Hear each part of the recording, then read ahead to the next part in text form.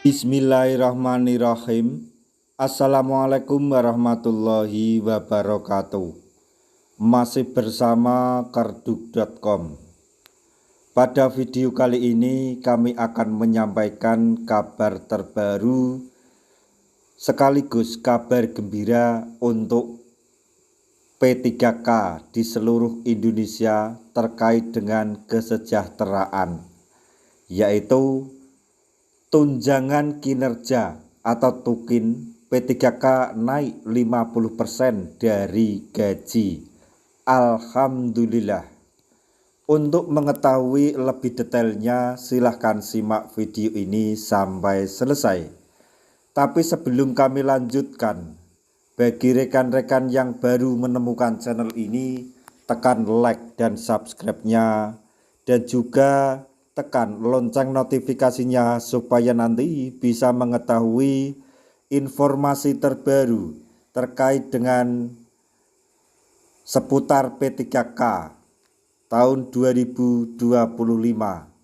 Sekarang mari kita simak dan cermati penjelasan yang ada di video ini supaya nanti tidak gagal paham.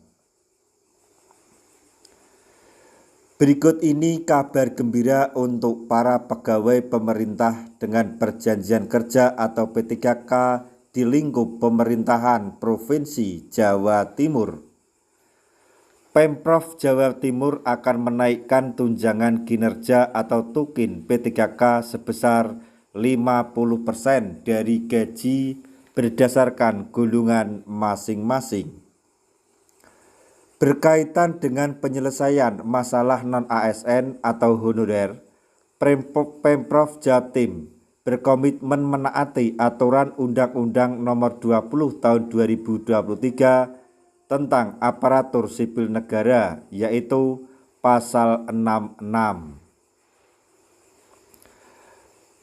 Penjabat Gubernur Jawa Timur Adi Karyono mengatakan, Pemprov Jatim telah melakukan penataan dan pendataan honorer pada database BKN tahun 2022.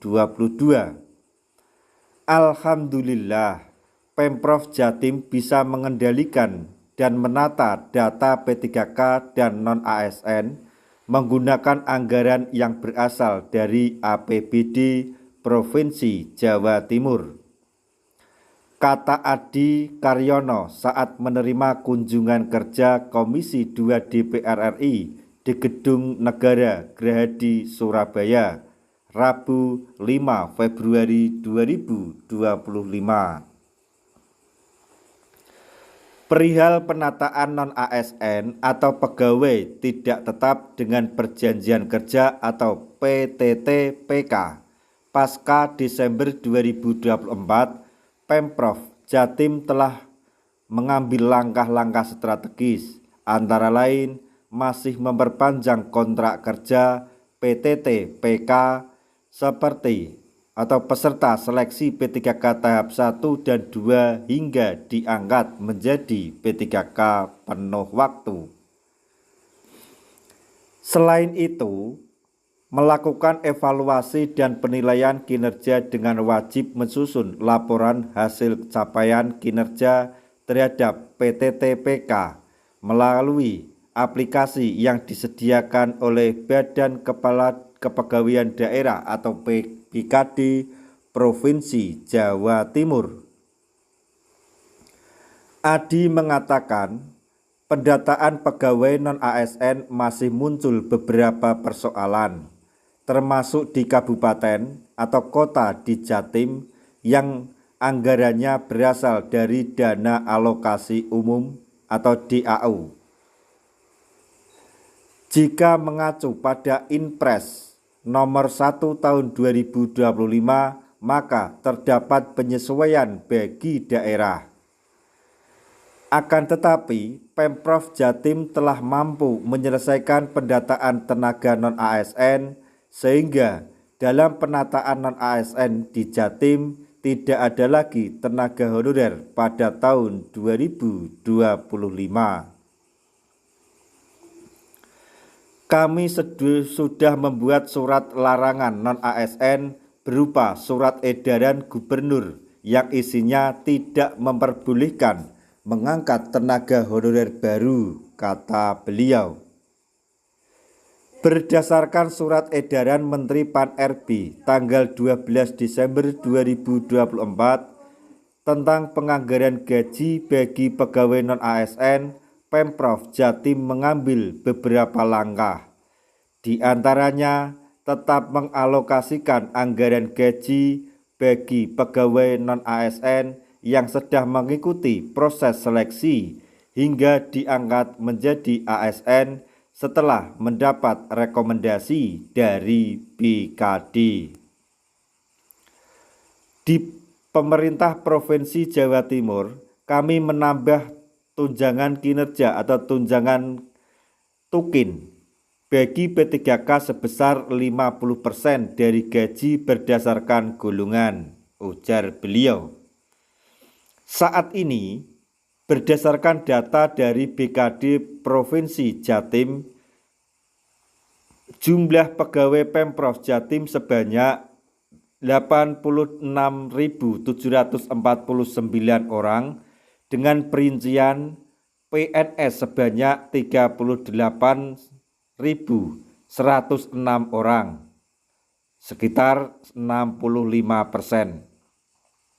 P3K 20.137 orang, sekitar 35%, dan non-ASN 28.326 orang. Sedangkan berdasarkan jabatannya untuk struktural 2%, fungsional 85%, dan pelaksana 13%.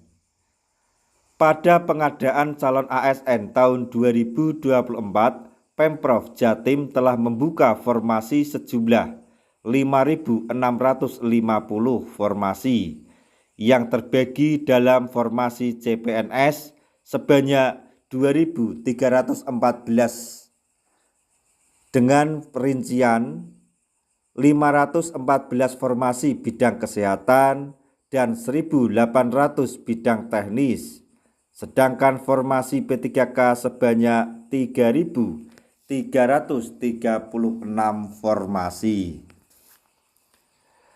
Anggota Komisi 2 DPR RI sekaligus Ketua Tim Dedi Yufri menyampaikan bahwa kunjungan kerja spesifik Komisi 2 DPR RI kali ini dalam rangka menggali informasi dan masukan terkait rekrutmen CPNS dan P3K 2024 di lingkungan Pemprov Jatim.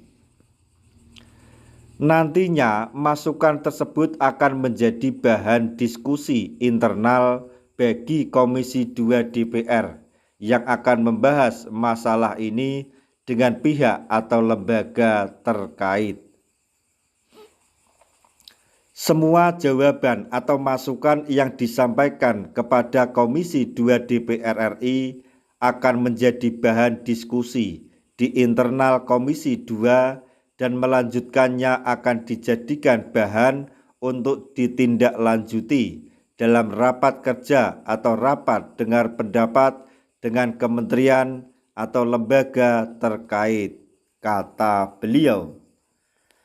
Nah, demikian tadi informasi yang dapat kami sampaikan, informasi terbaru sekaligus kabar gembira untuk para P3K. Semoga informasi ini dapat bermanfaat bagi rekan-rekan P3K semuanya. Di akhir video, kami mengucapkan banyak terima kasih. Wassalamualaikum warahmatullahi wabarakatuh.